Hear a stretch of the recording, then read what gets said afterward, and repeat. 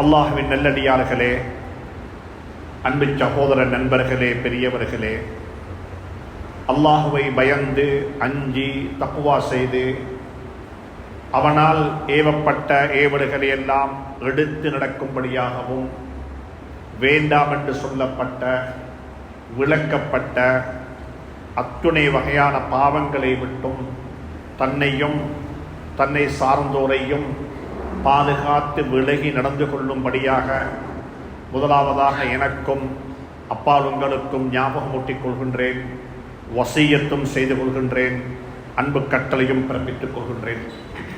ஹஜ்ரத் ரசூலுல்லாஹி ஸல்லல்லாஹு அலைஹி வஸல்லம் அவர்கள் இந்த உலகத்துக்கு வந்து இந்த உலகத்தில் ஒரு சமூக மாற்றத்தை ஏற்படுத்தினார்கள். உலகத்தில் பெரிய அளவில் ஒரு சமூக மாற்றம் நடந்துச்சு. எங்களுக்கு தெரியும், வரலாறு படித்த உங்களுக்கு தெரியும், இஸ்லாம் என்று சொல்லக்கூடிய ஒரு மார்க்கம், ஒரு சூரியன், ஒரு வெளிச்சம் இந்த உலகத்தில் உதிக்கிறதுக்கு முன்னால பெண்கள் இழிவுபடுத்தப்பட்டார்கள். பெண்களை ஒரு அபசகுணமாக பார்த்தார்கள். குர்ஆன் சொல்லுது, யாருக்காவது உன்னுடைய மனைவிக்கு ஒரு பெண் குழந்தை கிடைத்து விட்டது என்று சொன்னா அவனுடைய முகம் கருத்து விடும், அவன் கவலைப்பட ஆரம்பிச்சு விடுவான். அவனுக்கு கவலை வந்து விடும்.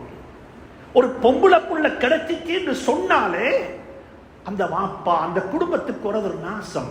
ஆனா அந்த பெண்ணை, அந்த குழந்தையை பெத்தெடுத்ததும் ஒரு பெண் தான். ஒருத்தர் மௌத்தானா அவருடைய சொத்துக்கள் பங்கு வைக்கப்படுவது போல அந்த வீட்டில் இருக்கிற பெண்களும் பங்கு வைக்கப்படுவார்கள். அனந்தர சொத்துல பங்கில்ல, அனந்தர சொத்துல பங்கில்ல. வாப்பக்கு 2 மனைவி 3 மனைவிண்டா குழந்தைகள் எனக்கு இது உனக்கு இது எனக்கு இது என்று சொல்லி அவர்கள் பங்கு போட்டுக் கொள்வார்கள். வீட்டுக்குள்ள சொத்துக்களை உடைமைகளை பங்கு போடுவது போல அந்த காலத்தில், ஜாஹிலியா காலத்தில், இஸ்லாத்துக்கு முன்னால பெண்களை பங்கு போட்டுக் கொண்டார்கள். பெண்களுக்கு எந்த ஒரு வாய்ஸும் இல்லை, எந்த ஒரு சத்தமும் இல்லை. அவங்களோட வாய்ஸை ரேஸ் பண்ண முடியாது. அவங்களுக்கு எதுவுமே நடக்கல. சுப்ஹானல்லாஹ். ஒரு பொம்பளை புள்ள கிடைச்சா அந்த பொம்பளை பிள்ளைக்கு கொடுக்கிற பெரிய சென்டென்ஸ் கௌரவம், அவர் கௌரவிக்கப்பட வேண்டும் என்றால் உயிருடன் அந்த குழந்தையை கொலை செய்து புதைக்க வேண்டும். வைதல் மௌஊதத்து சுஇலத் பிஐயி தன்பின் குத்திலத். குர்ஆன் கேக்குது, நாளை கியாமத்துடைய நாளையில அந்த புதைச்ச உயிரோடன் அந்த குழந்தையை புதைத்த அந்த தகப்பனையும் அந்த குழந்தையையும் அல்லாஹ் எழுப்பாட்டி கேட்பான், நீ என்ன உம்மா தவறு செஞ்சாய், உண்ட வாப்பா உன்னை உயிரோட புதைக்கிறதுக்கு என்று அல்லாஹ் நாளை கியாமத்தில் கேள்வி கேட்பான் என்றும் குர்ஆன் அல்லாஹ் சுப்ஹானஹு வ தஆலா சுட்டி காட்டுகிறான். பெண்கள் அப்படிப்பட்ட ஒரு நிலையில் தான் இருந்தார்கள். ஆனா அந்த பெண்களை ஹஜ்ரத் ரசூலுல்லாஹி ஸல்லல்லாஹு அலைஹி வஸல்லம் இவர்கள் மதிக்கப்பட வேண்டியவர்கள். இவர்கள் 2 படைப்பல்ல ஒரு படைப்பு. ஆண்ல இருந்துதான் பெண்ணை அல்லாஹ் படைத்தான். ஆண்கள் வேற பெண்கள் வேற இல்ல. இந்த பல்சஃபா, இந்த கருத்து இன்னமும் பேசக்கூடியவங்க இந்த பூமிக்கு மேல வாழத்தான் செய்வாங்க. இஸ்லாத்தில் அப்படி இல்ல. இஸ்லாத்தில் ஆணும் பெண்ணும் சரிசமம். يا أيها الناس اتقوا ربكم الذي خلقكم من نفس واحدة وخلق منها زوجها وبث منهما رجالا كثيرا ونساء. குர்ஆன் மிக தெளிவாக சொல்லுகிறது, ஆண் பெண் என்ற வித்தியாசம் கிடையாது. படைப்புலதான் ஆண்களாக பெண்களாக அல்லாஹ் படைத்திருந்தாலும் மனிதர்கள் என்ற அடிப்படையில், ஆதம் அலைஹிஸ்ஸலாத்து வஸலாமுடைய குழந்தைகள் என்ற அடிப்படையில் நாங்கள் அனைவரும் சமனானவர்கள். அனைவரும் ஒரே பார்வையில். ஆண்கள் எப்படி கண்ணியமானவர்களோ இதே போல பெண்களும் கண்ணியமானவர்கள். வலக்கத் கர்ரம்னா பனி ஆதம், ஆதமுடைய மக்களை நாங்கள் கண்ணியப்படுத்தியிருக்கின்றோம். ஆதமுடைய மக்கள் என்று சொல்லும் பொழுது அது ஆண்கள் மட்டுமல்ல, அதுல பெண்களும் இருக்கிறார்கள், பெண்களும் இருக்கிறாங்க. ஆதம் அலைஹிஸ்ஸலாத்தில் இருந்து அல்லாஹ் சுப்ஹானஹு வ தஆலா முதலாக நேரடியாக படைத்தது ஒரு பெண்ணை தான். அந்த பெண் வபஸ்ஸ மின்ஹா அல்லாஹ் வஹலக மின்ஹா ஜௌஜஹா என்று குர்ஆன் சுட்டிக்காட்டுகிறது. அப்படிப்பட்ட ஒரு இஸ்லாம் காட்டக்கூடிய பெண்கள் தான் பெண்களை இஸ்லாம் அந்த இடத்தில் வைத்திருக்கிறது. கடமைகள், வணக்க வழிபாடுகள், இன்னல் முஸ்லிமீன வல் முஸ்லிமாத் வல் முஸ்லிமீன வல் முஃமினீன வல் முஃமினாத் வல் கானிதீன வல் கானிதாத் வஸ் சாதிகீன வஸ் சாதிகாத். அல்லாஹ் சுப்ஹானஹு வ தஆலா ஈமான் கொண்ட ஆண்கள், ஈமான் கொண்ட பெண்கள், முஸ்லிமான ஆண்கள், முஸ்லிமான பெண்கள், நோன்பு பிடிக்கக்கூடிய ஆண்கள், நோன்பு பிடிக்கக்கூடிய பெண்கள், அல்லாஹ்வை அதிகமாக திக்ர் செய்யக்கூடிய ஆண்கள், அல்லாஹ்வை திக்ர் செய்யக்கூடிய பெண்கள் என்று சொல்லி அல்லாஹ் சுப்ஹானஹு வ தஆலா இபாதத்துகளை, வணக்க வழிபாடுகளை, தன்மைகளை, குணாதிசயங்களை பற்றி சொல்லும் பொழுது ஆணையும் பெண்ணையும் அல்லாஹ் சேர்த்து சொல்லுகின்றான். எனவே சமூகத்தில் ஆண்களை போலத்தான் பெண்கள், அவர்களுக்கென்று பிரத்யேகமான சில கடமைகளை, சில கட்டங்களை, சில சட்டங்களை அல்லாஹ் சுப்ஹானஹு வ தஆலா ஏற்படுத்தி வைத்திருக்கின்றான். இது எங்களுக்கு தெரியும். ஆனாலும் இன்றைய உலகத்தில், இப்ப இருக்கிற உலகத்தில், நாங்கள் வாழக்கூடிய உலகத்தில் அன்புக்குரிய நண்பர்களே, சகோதரர்களே, எங்க எல்லாருடைய குடும்ப வாழ்க்கையும் ஒரு கேள்விக்குறியான வாழ்க்கையாக இருக்கிறது. என்னண்டா, படிக்கக்கூடிய பரிலை பார்த்தால் கிட்டத்தில் ஜிசி O level ரிசல்ட் வெளியாக இருக்குது. பாஸா எக்ஸாம சிட் பண்ண உட்கார்ந்தவர்களையும் பெண்கள் தான் கூட, நல்ல ரிசல்ட் எடுக்கிறவங்களையும் பெண்கள் தான் கூட, அரச காரியாலயங்களுக்கு போனாலும் அங்கேயும் பெண்கள், பாடசாலைக்கு போனாலும் அங்கேயும் பெண்கள். அன்புக்குரிய நண்பர்களே, சகோதரர்களே, இலங்கை திருநாட்டில் மட்டுமல்ல, உலகத்தில் எங்க போனாலும் பாராளுமன்றம் தொட்டு முனிசிபல் கவுன்சில் வரைக்கும் உள்ள எல்லா டிபார்ட்மெண்ட்லையும், எல்லா மினிஸ்ட்ரியிலையும், கல்வித்துறையாக இருக்கலாம், இந்த நாட்டினுடைய நிர்வாகத்துறையாக இருக்கலாம், இந்த நாட்டினுடைய எல்லா துறைகளிலையும் இன்றைக்கு பெண்களுடைய பங்களிப்பும் அதிகரித்து விட்டது. இன்னும் எஞ்சி இருப்பது பாராளுமன்றம் மட்டும்தான். இன்னும் ஒரு 10 வருஷம் போகக்குள்ள அதிலேயும் அறவாசிக்கு மேல பெண்கள் தான் இருப்பாங்க என்ற யூகம் இன்றைக்கு சொல்லப்பட்டுக் கொண்டிருக்கிறது. அப்படிப்பட்ட ஒரு கலாச்சாரத்தை நோக்கி எங்களுடைய சமூகம் போய்கொண்டிருக்கிறது. எங்களுடைய சமூகத்துடைய படையெடுப்பு இருக்கிறது. இது குறையாக நான் சொல்ல வர இல்லை. இப்ப நான் என்ன சொல்ல வரேன் என்றால், அப்படிப்பட்ட ஒரு மேற்கத்திய கலாச்சாரத்தினுடைய தாக்கம், மேற்கத்திய கலாச்சாரத்தினுடைய பின்புலம், மேற்கத்திய கலாச்சாரத்தினுடைய எதிரொலி இன்றைக்கு சமூகத்தில் இப்படி வந்து கொண்டிருக்கிறது. இந்த நேரத்தில் நான் ஒரு செய்தி சொல்ல வாரேன்.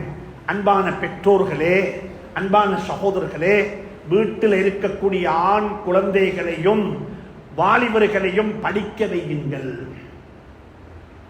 அவர்களுக்கும் கல்வி, ஞானம், படிப்பு, எஜுகேஷன் என்ற துறையில அவர்களையும் மோட்டிவேட் பண்ணுங்கள்.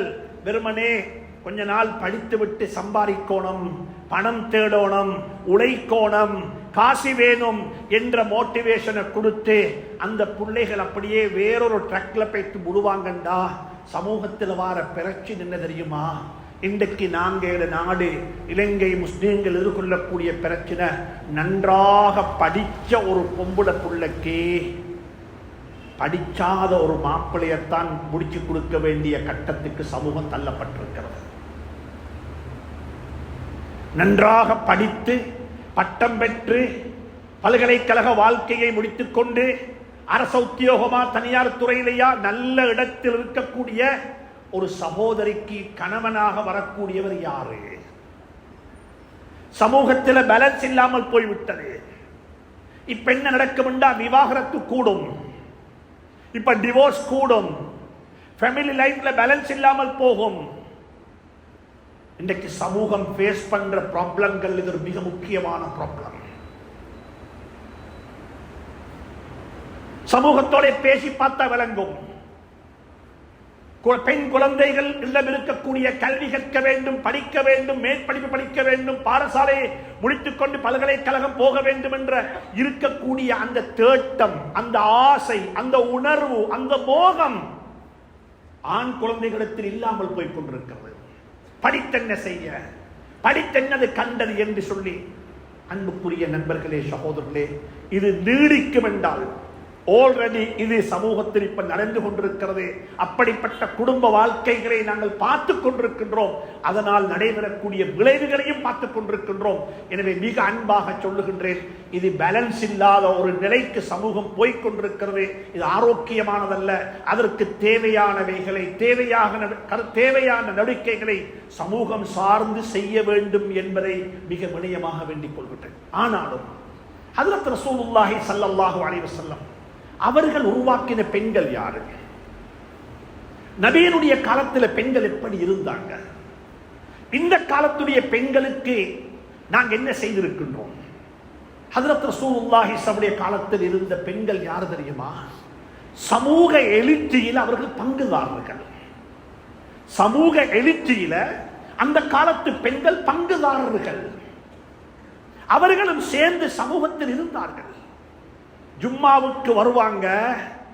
இமாம் அவர்கள் ஏதாவது ஒரு கருத்தை அவராக சொல்லிவிட்டால் அதை தட்டி கேட்கிற அளவுக்கு அந்த பெண்களுக்கு ரைட்ஸும் இருந்தது, உரிமையும் இருந்தது. ஹஜ்ரத் உமர் ரலியல்லாஹு தஆலா அன்ஹு மஸ்ஜிதுல் மிம்பர்ல இருந்து ஒரு பிரசங்கம் செய்றாங்க. என்ன பிரசங்கம்டா, அந்த காலத்தில் இப்பயும் சில நாடுகள்ல இருக்கிறது, மஹர் தொகையை கூட்டி கேட்பாங்க. நாங்க இந்த நாட்டில் சீதனம் கேட்கறது போல, இந்த நாட்டில் சீதனம் கேட்கறது போல அந்த காலத்து பெண்கள் கணவனிடத்துல கேட்பாங்க, நீங்க என்ன மெரி பண்ணணும், கல்யாணம் முடிக்கணும்டா எனக்கு இவ்வளவு மஹர் வேணும். மஹருடைய தொகையை கூட்டி கேட்டாங்க. ஆனா குர்ஆன்ல அல்லாஹ் சொல்றான், ஒரு பெண்ணுக்கு அதிகாரம் இருக்கிறது, ரைட்ஸ் இருக்கிறது. அவட மகர கேட்கறதுக்கு எனக்கு ஒரு குமியல் தங்கம் வேணும் என்று கேட்கவும் வேணும். என்னளவு ஒரு சாக்கு நிறைய தங்கம் வேணும், 5 கிலோ தங்கம், 10 கிலோ, எவ்வளவும் கேட்கிறோம். இந்த அதிகாரத்தை அல்லாஹ் சுப்ஹானஹு வ தஆலா பெண்ணுக்கு கொடுத்திருக்கிறான். உமர் ரலியல்லாஹு தஆலா மிம்பர்ல சொன்னாங்க, இல்ல பெண்கள் மகருடைய தொகையை கூட்டிக் கொண்டு போறாங்க. எனவே நாங்க மகர ஒரு கண்ட்ரோல் பண்ண போறோம். எங்களுடைய அரசாங்கத்தால, எங்களுடைய கவர்மெண்டால, எங்களுடைய நிர்வாகத்தால நாங்க அதுக்கு ஒரு சிலபண்டு வைக்க போறோம். இதுக்கு மேல மகருக்கே கேளாண்டு சொல்லி அந்த பள்ளியில தொழுது கொண்டிருந்த, ஜும்மாவுக்கு வந்திருந்த ஒரு சகோதரி பின்னால இருந்து எழும்பி சத்தத்தை உயர்த்தினால், உமர் அந்த அதிகாரத்தை அல்லாஹ் உங்களுக்கு தரவில்லை என்று சொல்லி. இதுதான் அந்த காலத்தில் இருந்த பெண்களுடைய வாய்ஸ், பெண்களுடைய சத்தம். இல்ல ஒரு இமாம், ஒரு ஹலீஃபா, அமீருல் முஃமினீனுடைய ஹுத்பா நடந்து கொண்டிருக்கு, எழும்பி சொன்ன இல்ல, அல்லாஹ் குர்ஆன்ல சொல்லுகிறான், இப்படி சொல்லி இருக்கக்குள்ள அதை மாத்தம் செய்த அதிகாரத்தை அல்லாஹ் உங்களுக்கு தரல. உமர் ரலியல்லாஹு தஆலா அன்ஹு அதே மிம்பர்ல இருந்து அந்த கருத்தை வாபஸ் வாங்கி கொண்டார்கள். நான் என்ன தெரியுமா சொல்ல வாரேன்? 2 வகையான எக்ஸ்ட்ரீம், 2 வகையான எல்லை மீறல் நடந்து கொண்டிருக்கிறது. ஒரு பக்கத்தில் எல்லாம் பெண்கள், ஆண்களுக்கு அதுல பங்கில்ல. பாடசாலைக்கு போங்க, காரியாலயங்களுக்கு போங்க, நிர்வாக அதாவது இந்த நாட்டினுடைய எந்த துறைக்கு போனாலும் அங்கு இருக்கிறது பெண்கள். இது ஒரு வகையான எல்லை மீறல். இன்னும் ஒரு பக்கத்துக்கு வந்தா அங்க பெண்களே இல்லை. நீங்க யோசிங்க பாப்போம், நிகம்புல ஒரு பெண்ணுக்கு ஒரு பிரச்சனை, இது யார்கிட்டயோ சொல்ல வேண்டும். தந்த பிரச்சனைய தனக்கு ஒரு கவுன்சிலிங் வேணும். தந்த கணவனால தனக்கு சரியான பிரச்சனை, இந்த கணவனுடைய பிரச்சனையை போய் தன் குடும்பத்தில் சொல்லி அந்த கணவன் மானத்தை வாங்க நான் விரும்பவும் இல்லை. இந்த கணவனால் எனக்கு பிரச்சனை என்ற வாப்ப உம்மாட்ட சொன்னா அவங்களுக்கு ஹார்ட் அட்டாக் வந்துடவும் ஏலும். என் கணவனை நான் இழிவுபடுத்தவும் கூடாது. என் கணவனை கொஞ்சம் திருத்தோணும், என் கணவனை நான் சரி பண்ணிக்கொள்ளணும், என் கணவனுடைய மிஸ்டேக்க கணவனுக்கு முறையாக சொல்லணும். அதுக்கு என்ன வழி இருக்குது என்று கேட்டா சொல்லுங்க பாப்போம். அதுக்கு ஒரு வழி இருக்குது எங்க ஊர்ல. நபி ஸல்லல்லாஹு அலைஹி வஸல்லம் காலத்துல அதுக்கும் ஸல்லல்லாஹு அலைஹி வஸல்லம் இடம் வச்சிருந்தாங்க, அதுக்கு இடம் வச்சாங்க. ஹவுலா பின்தி ஸஅலபா ரலியல்லாஹு தஆலா அன்ஹா, ஹதீஜா ரலியல்லாஹு தஆலா அன்ஹாவுடைய தாத்தா, மூத்த சகோதரி, அவட கணவன் கணவனால் அவக்கு பிரச்சனை, கணவன் ஏதோ முறைகேடாக முறை தவறாக நடந்து கொள்றாரு. இந்த நேரத்தில் யார்கிட்ட போய் சொல்றதுக்கு, யார்கிட்ட சொல்றதுக்கு? அன்னை ஆயிஷா சித்திகா ரலியல்லாஹு தஆலா அன்ஹா சொல்றா, நான் என் வீட்டில தான் இருக்கிறேன். ஹவுலா பின்தி ஸஅலபா ரலியல்லாஹு தஆலா அன்ஹா என் வீட்டுக்கு வந்தாங்க, என்னிடத்து வந்தாங்க. என் கணவர் வீட்டில் உட்கார்ந்து இருக்கிறாரு. வந்து ஹஜ்ரத் ரசூலுல்லாஹி ஸல்லல்லாஹு அலைஹி வஸல்லம் காதுல ஏதோ ரகசியம் பேசினா, ஏதோ ரகசியம் பேசினா. என்ன ரகசியம் என்று எனக்கு தெரியாது. ஏதோ சொல்றா, சொல்லிக் கொண்டிருக்கிறாங்க. ஸல்லல்லாஹு அலைஹி வஸல்லம் அவர்களும் குல் உதுரு கைரின், நல்ல ஒரு காது, நல்ல ஒரு காது. மற்ற மக்களுடைய பிரச்சனைகளை காது கொடுத்து கேட்கிறது இபாதத்து. காது கொடுத்து கேட்டாங்க பிரச்சனைய, அதாவது கவனத்தோட கேட்டாங்க பிரச்சனைய. ஆனா பதில் தெரியாது. வஹீதான் வர வேண்டும். அல்லாஹ் சுப்ஹானஹு தஆலா அன்னை ஆயிஷா சித்திகா ரலியல்லாஹு தஆலா சொல்றாங்க, அந்த பெண்மணியினுடைய காது வாய் ஹஜ்ரத் ரசூலுல்லாஹுடைய காதுல இருந்து அங்கிட்டாக இல்ல, மேலே இருந்து குர்ஆனுடைய ஆயத் இறங்குது. கத் சமிஅ அல்லாஹு கௌலல் லதி துஜாதிலுக ஃபீ ஸௌஜிஹா வ தஷ்தகி இலல்லாஹ் வல்லாஹு யஸ்மஉ தஹாவுரகுமா இன்னல்லாஹ ஸமீஉன் பஸீர்.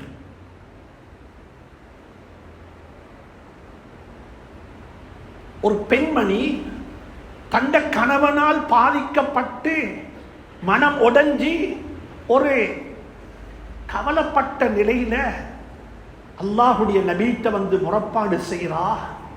அதுக்கு அல்லாஹ் தீர்ப்பு கொடுக்கிறான். இது ஒரு பெண்ணுடைய மன உளைச்சலுக்கு அல்லாஹ் கொடுத்த தீர்வு. இப்ப யோசிக்க பார்ப்போம், எங்கட கம்யூனிட்டியில், எங்கட ஊர்ல, எங்கட சமூகத்துல இப்படிப்பட்ட ஏற்பாடு இருக்குதா? தந்த ஒரு மனைவிக்கு ஒரு பிரச்சனை, ஒரு செக்குவடான, யாரிடத்திலும் தெரியாம அமைதியாக போய் எந்த பிரச்சனை எனக்கு சொல்லிட்டு வரலாம், அவங்க அமானிடம் பேணுவாங்க யாருக்காவது சொல்லிடுமா? பெண்களுக்கு நடந்த அநியாயங்கள்.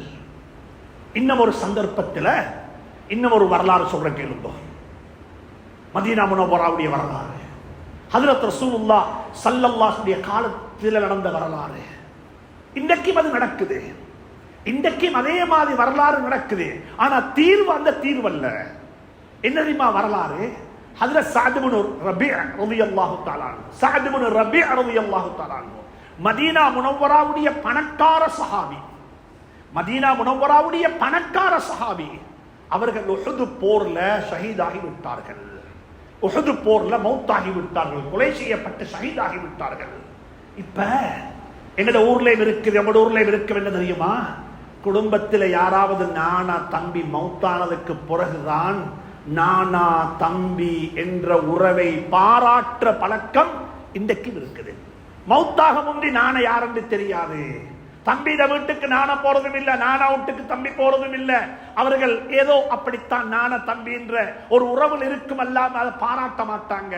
அதே போலத்தான் ஸஅத் இப்னு ரபீஅ ரலியல்லாஹு தஆலா அன்ஹு மௌத்தாகி விட்டார்கள். அவர் மௌத்தாகும் பொழுது, ஷஹீதாகும் பொழுது அவருக்கு ஒரு மனைவியும் 2 பெண் குழந்தைகளும் இருக்கிறாங்க. 2 பெண் குழந்தைகள், ஒரு மனைவி இருக்கத்தக்கன பெரிய சொத்து செல்வத்தோட வாழ்ந்தவர். அவர் ஷஹீதாகி விட்டாரு. இப்ப என்ன தெரியுமா நடந்துச்சு? நானா ஷஹீதாகி விட்டார்கள் என்ற செய்தி கேள்விப்பட்டதுமே தம்பி பெய்த்தாரு, முழு சொத்தையும் எல்லாத்தையும் சுருட்டி எடுத்துக்கொண்டு அப்படியே வந்துட்டாரு. நானோட பிள்ளைகளுக்கு ஒன்றும் இல்லை, நானோட மனைவிக்கு ஒன்றும் இல்லை. என் ஜாஹிலியா காலத்து பழக்கம், பொம்பளை பிள்ளைக்கு அனந்தர சொத்துல பங்கில்ல. இன்னைக்கு அந்த ஜாஹிலியத்திப்பையும் இருக்கத்தான் செய்து. சில மாப்பமாறு சொல்லிட்டு மௌத்தாகுவாங்க, சொல்லக்குள்ளே தாத்தமாருக்கு தங்கச்சிமாருக்கு கொடுக்க வேண்டியதெல்லாம் கொடுத்துட்டேன், அவங்க எல்லாரையும் கல்யாணம் முடிச்சு கொடுத்து அவங்களை கரை சேர்த்து விட்டேன், மிச்சம் உள்ளத்தை நீங்க பிரிச்சு கொங்கோண்டு சொல்ற ஜாஹிலியத்து இன்றைக்கும் இருக்கத்தான் செய்து, இன்றைக்கும் இருக்கத்தான் செய்து. ஸஅத் இப்னு ரபீஉடைய சகோதரர் வந்தார், எல்லாத்தையும் எடுத்துக்கொண்டு போனார். இப்ப யோசிங்க பார்ப்போம், எங்கட ஊர்ல இப்படி ஒரு அநியாயம் நடந்தா அந்த பெண் யார்கிட்ட பேச்சு சொல்லேரும்? அந்த பெண்ணுக்கு லீகல் ஆக்ஷன் எடுக்க தெரியாது. அதுக்கு லாயரை பிடிச்சோணும், அதுக்கு செலவழிச்சோணும், அது எப்ப முடியுமோ தெரியாது. அந்த பிரச்சனை யார்கிட்ட போய் சொல்றது? அந்த காலத்து பெண்கள் எப்படிப்பட்ட பெண்கள்? ஸல்லல்லாஹு அலைஹி வஸல்லம் உருவாக்கின பெண்கள், அவர்களால் வழிகாட்டப்பட்ட பெண்கள். அந்த பெண்மணி வந்தா ஹஜ்ரத் ரசூலுல்லாஹுடைய சபைக்கு வந்து தண்ட பிரச்சனைய 4 வார்த்தையில சொல்லி முடிச்சால். சுப்ஹானல்லாஹ். அளவும் இல்லை, டென்ஷனாவே இல்லை, பதட்டம் அடைய இல்லை, எனக்கு அநியாயம் நடந்து ஒன்றுமே சொல்ல இல்லை. யா ரசூலல்லாஹ், எனக்கு இப்படிப்பட்ட ஒரு பிரச்சனை நடந்திருக்குது, இதுக்கு என்ன தீர்வு? அவ்வளவுதான். பெண்களை கூட பிரசன்டேஷன், எப்படி ஒரு விஷயத்தை பிரசன்ட் பண்ணணும், எப்படி ஒரு விஷயத்தை சொல்லணும். பிரச்சனை ஒன்றுக்கு அழுகிறதல்ல, பிரச்சனை ஒன்றைக்கு பதட்டம் அடைகிறதல்ல, பிரச்சனை ஒன்றுக்கு மதுவா செய்வதல்ல.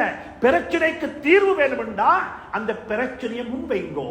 சாத் இப்னு ரபீஉடைய மனைவி வந்தா ஹஜ்ரத் ரசூலுல்லாஹி இடத்துல வந்து சொன்னாங்க, யா ரசூலுல்லாஹ், உங்களுக்கு தெரியும் சாத் இப்னு ரபீஉ மௌத்தாகி விட்டாரு. அவருடைய தம்பி அவர் மௌத்தானதுக்கு பிறகு வந்தாரு, எல்லா சொத்தையும் எடுத்துக்கொண்டு போய்த்தாரு. ஆனா சாத் இப்னு ரபீஉ மௌத்தாகும் பொழுது 2 பொம்பளை பிள்ளைய விட்டுட்டு போனா. அந்த 2 பொம்பளை பிள்ளையும் அவருடைய பிள்ளைகள். ஆனா அந்த 2 பொம்பளை பிள்ளையையும் கல்யாணம் முடிச்சு கொடுக்கிறதுக்கு லா துன்கஹானி இல்லா பில் மால், 2 பெண்புல பிள்ளைய கல்யாணம் முடிச்சு கொடுக்கிறேன்டா சும்மா முடிக்கலாது. பணம் வேணும், செல்வம் வேணும், சொத்து வேணும். சொத்து இருந்தா தான் கொடுக்கணும். எனவே நான் என்ன செய்ய யா ரசூலல்லாஹ், என்னுடைய பிரச்சனைக்கு என்ன தீர்வு என்று சொல்லி அந்த பெண்மணி கேட்கிறா ஹஜ்ரத் ரசூலுல்லாஹ்விடத்துல. ஸல்லல்லாஹு அலைஹி வஸல்லம் பதில் இல்ல. என்ன சொல்றது பதில்? அல்லாஹ் சூரத்து நிசாவுடைய ஆயத்தை இறக்குறான். யூசிகுமுல்லாஹு ஃபீ அவுலாதிக்கும் லிஸ்ஸக்கரி மிஸ்லு ஹவ்வில் உன்ஸயைன். முழு அனந்தரத்துடைய ஆயத்தும் இறங்குது இந்த சாத் இப்னு ரபீஉடைய மனைவியுடைய கேள்விக்கு பதிலாக. நான் கேட்கிறேன் அன்புக்குரிய சகோதரர்களே, எங்கட சமூகத்துல, எங்கட சொசைட்டில, எங்கட சூழல் இருக்கக்கூடிய இந்த என்வாயர்மெண்ட்ல எங்கட பெண்களுக்கு நடக்கக்கூடிய அநியாயத்துக்கு தீர்வு கேட்டு போறதுக்கு ஏதாவது இடம் ஒன்று இருக்கிறதா? ஒரு கவுன்சிலிங் செய்யணுமா? பிரச்சனையை கொஞ்சம் அமைதிப்படுத்த முடியுமா? அவர்களுக்கு ஏதாவது 4 வார்த்தை சொல்லேனுமா? அப்படிப்பட்ட அமானிதம் நிறைந்த மக்கள் இருக்கிறாங்களா? எனவே ஞாபகத்தில் வச்சுக்கோங்க, பெண்களை ஸல்லல்லாஹு அலைஹி வஸல்லம் அடக்கி வைக்க இல்ல, பெண்களை ஸல்லல்லாஹு அலைஹி வஸல்லம் ஒதுக்கி வைக்க இல்ல, பெண்களை ஸல்லல்லாஹு அலைஹி வஸல்லம் ஸ்மார்ட் ஆக்கினாங்க. கடைசியாக இந்த ஒன்று சொல்ற கேளுங்க. ஹஜ்ரத் ஆயிஷா சித்திகா ரலியல்லாஹு தஆலா அன்ஹாவுடைய வீட்டுக்குள்ள ஒரு பெண்மணி இருந்தா, பரீரா ரலியல்லாஹு தஆலா அன்ஹா. எங்கட வீட்டுல டொமஸ்டிக்ஸ் ஹெல்ப்புக்கு இருக்கிறது போல, வீட்டு வேலைகள் செய்யறதுக்கு ஆட்கள் இருக்கிறது போல, உதவிக்கு ஆட்கள் இருக்கிறது போல நான் சொல்றேன், அவங்களுக்கு சர்வன்ட் என்று சொல்ல வானம், சர்வன்ட் என்று சொல்ல வானம். எங்கட சிஸ்டர் என்று சொல்லுவோம், எங்கட சகோதரி ஹெல்ப்புக்கு இருக்கிறாங்க, உதவிக்கு இருக்கிறாங்க. சர்வன்ட் என்று சொல்லி ஒரு அவங்களை இன்சல்ட் பண்ண வானம். அது இன்சல்ட் பண்ற ஒரு வார்த்தையாக மாறிவிட்டது. நீங்க சொல்லுங்க, எங்கட வீட்டுல ஹெல்ப்புக்கு இருக்கிறாங்க, உதவிக்கு இருக்கிறாங்க, எங்கட வீட்டுல எங்களோட இருக்கிறாங்க. அல்ஹம்துலில்லாஹ். அன்புக்குரிய சகோதரர்களே, ஹஜ்ரத் ஆயிஷா சித்திகா ரலியல்லாஹு தஆலா அன்ஹாவுடைய வீட்டுல ஒரு பெண்மணி இருந்த, அவட பேர் பரீரா. நீங்க எல்லாம் கேள்விப்பட்டிருப்பீங்க. அந்த பரீராவை வைத்து எத்தனையோ மசாலாக்கள், எத்தனையோ வாழ்க்கைக்கு தேவையான பாடங்களை அல்லாஹ் சுப்ஹானஹு வ தஆலா சொல்லி தந்தார். அதுல ஒரு பாடம் தான் ஹஜ்ரத் பரீரா ரலியல்லாஹு தஆலா அடிமை. அவ அடிமையாக இருக்கும் பொழுதுதான் கல்யாணம் முடிச்சா. அவளோட மாப்பிள்ளையோட பேர் வந்து முகீஸ் ரலியல்லாஹு தஆலா அன்ஹு. அடிமையாக இருக்கும் பொழுது திருமணம் முடித்தா முகீஸ் என்பவரை. முடித்து 2 பேரும் வாழ்ந்து கொண்டிருக்கிறாங்க. அப்படி வாழ்ந்து கொண்டிருக்கும் பொழுது ஹஜ்ரத் ஆயிஷா சித்திகா ரலியல்லாஹு தஆலா அன்ஹா ஹஜ்ரத் பரீராவை பணம் கொடுத்து வாங்கி அவ உரிமையிட்டுட்டா. இதுக்கு பிறகு நீ அடிமையாக இருக்காதே உம்மா, நீ வந்து ஒரு சுதந்திர பெண்ணாக வாழு.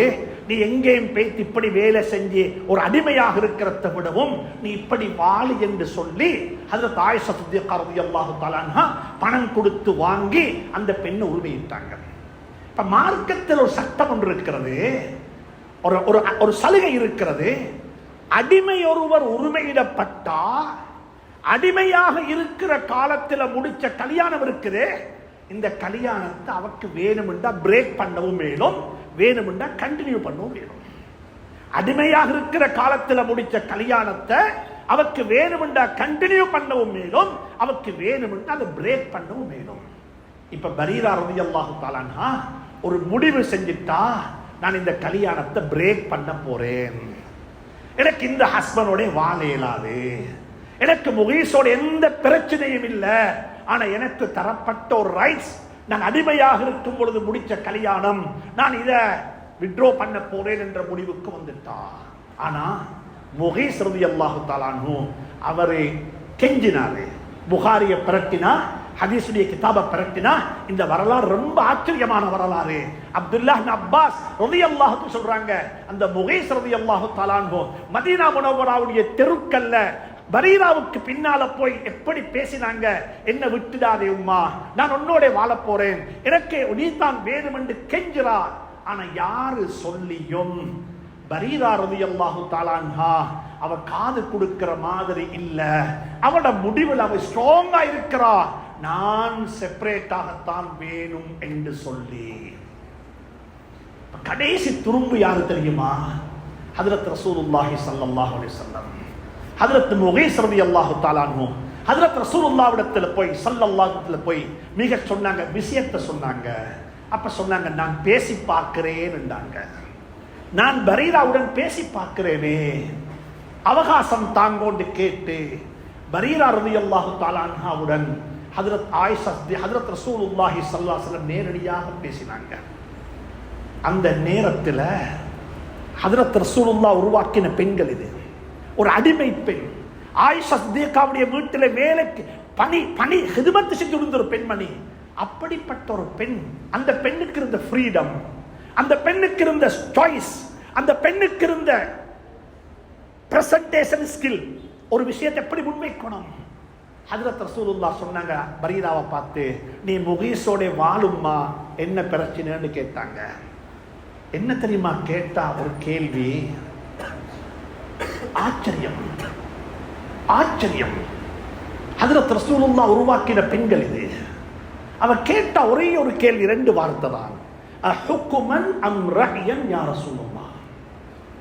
நபியே நாயகமே, முகீஸோட சேர்ந்து வாழுங்கோ என்று நீங்க எனக்கு சொல்றது கட்டளையா உங்களோட ஒப்பீனியனா?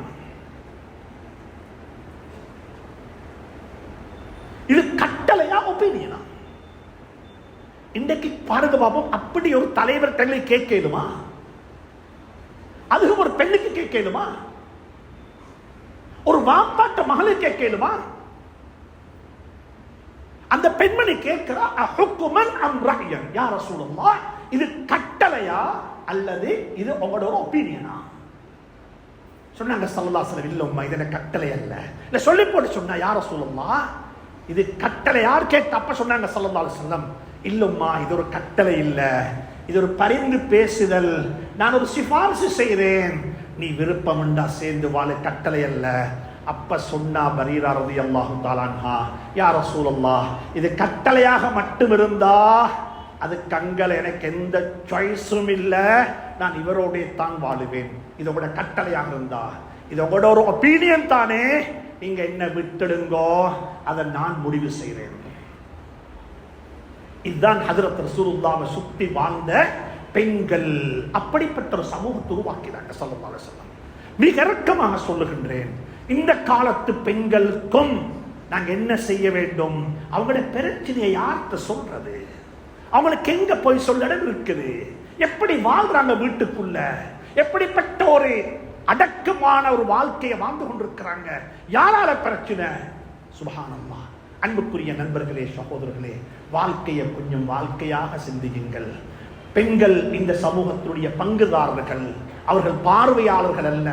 சமூகத்தில் ஜிஹாதுக்கு போனாங்க, சஹாபி பெண்மணிகள் ஜிஹாதில் பங்கெடுத்தாங்க.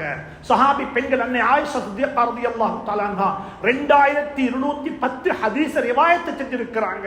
ஹஜ்ரத் ஆயிஷா சித்திகா ரலியல்லாஹு தஆலா அன்ஹாவுடைய மாணவர்களாக டைரக்ட் நேரடியான மாணவர்கள் 300 பேர் இருந்திருக்கிறாங்க சஹாபாக்கள்ல மட்டும், தாபிஈன்கள்ல வேற.